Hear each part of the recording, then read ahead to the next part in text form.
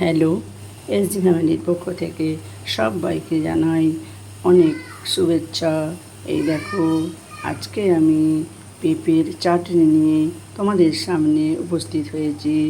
তো দেখো, অনেকেই আমরা কাঁচা পেঁপের প্লাস্টিক চাটনি খেয়ে থাকি, কিন্তু আজ আমি বানাবো পাকা পেঁপের চাটনি।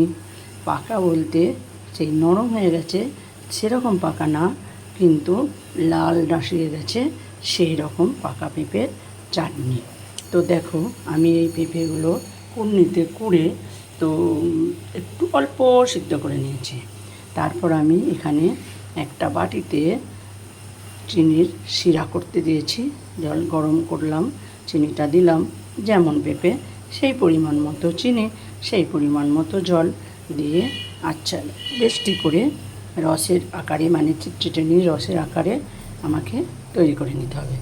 তারপর আমি দেব, আজকে লাগবে হচ্ছে পেঁপের চাটনিতে পাতিলেবুর রস আর একটু গোলমরিচ আর চিনি, পেঁপে, স্বাদ মতো নুন, আর বেশি কিচ্ছু লাগবে না, তেল কিচ্ছু লাগবে না। দেখো, এই আমি রসের শিরা এই যে করতেই দিয়েছি চিনির শিরাটা।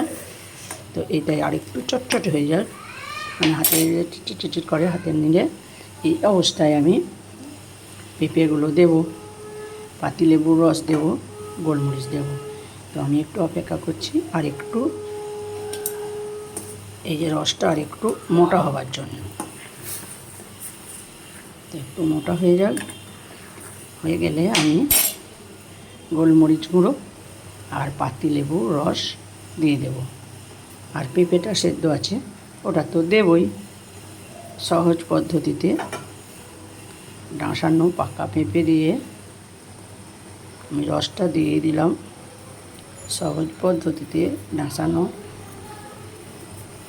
পাকা পেঁপে দিয়ে বানিয়ে ফেলা যায় পেঁপের চাটনি।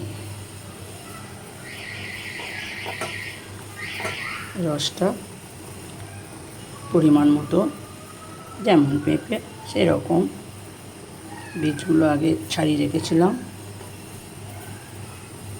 তো রসটা আমি পুরোটা দিয়ে দিলাম চিপে। আগে একটা বাটিতে চিপে রাখলেও হয়, আমি এখানেই চিপে দিয়ে দিলাম। তো দেখো, রসটা আমার অনেকটা মোটা হয়ে গেছে। গোলমরিচের গুঁড়োটা দিয়ে দিই। গোলমরিচ গুঁড়োটা লাগে, একটু ঝালও হবে আর স্বাদটা অন্যরকম হবে। আর আমি এখন পেঁপেগুলো দিয়ে দিই। দেখো, অনেকটা মোটা হয়ে গেছে। আবার পেঁপেগুলো দিয়ে আবার আমি কিছুক্ষণ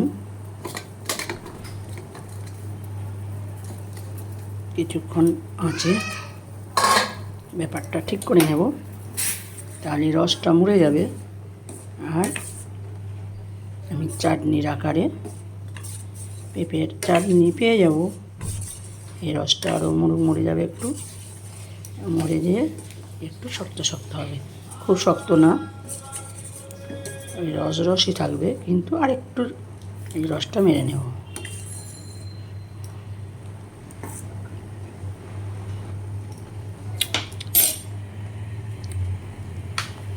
বন্ধুরা, তোমরা বাড়িতে বানিয়ে খেয়ে দেখতে পারো। একটু স্বাদ মতো নুন দিলাম।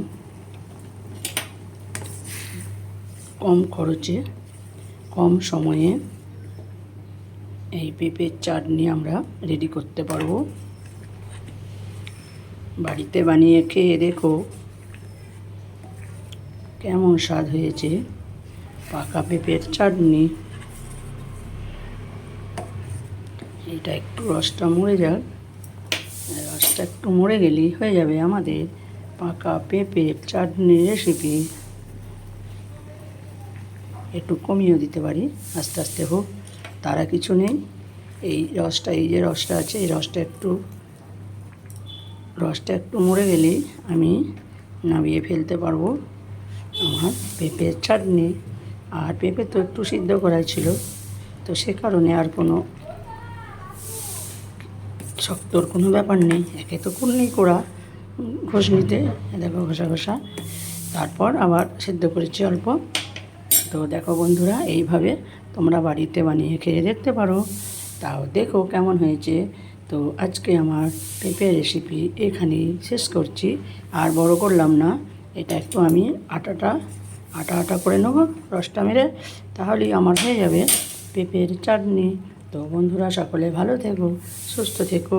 আজকের মতো এই পর্যন্তই। আবার অন্য দিনে অন্য সময়ে নিয়ে আসবো অন্য কোনো রেসিপি নিয়ে। Tata, bye bye.